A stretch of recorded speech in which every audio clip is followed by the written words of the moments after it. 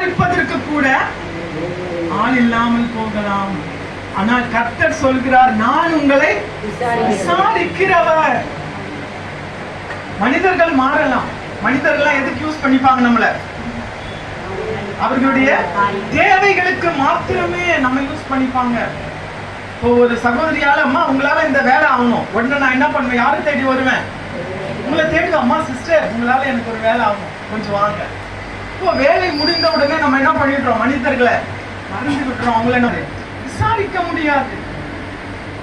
இயேசுவை தவிர யாராவது நம்ம விசாரிக்க முடியுமா? முடியாது. எங்க வீட்டுக்கு பாத்தீங்கன்னா நான் ஒரு ஈஸியாவே போறேனே, ஏன்னா உங்களுக்கு உபதேசம், சத்தியம் மற்றும் பல வகையான காரியங்களும் உங்க போதகர் உங்களுக்கு அதிகமாகவே சொல்லி கொடுத்துருப்பாங்க. என்ன, நேற்று உங்க போதகருடைய இதை அனுப்பும் பொழுது பார்த்தா அவங்க பயங்கரமா பைபிள் டீச்சிங்லாம் படிச்சிருக்காங்க. பைபிள் ஸ்காலர்னு நினைக்கிறேன் உங்க பாஸ்டர். அதை பார்த்த உடனே நான் பயந்துட்டேன்.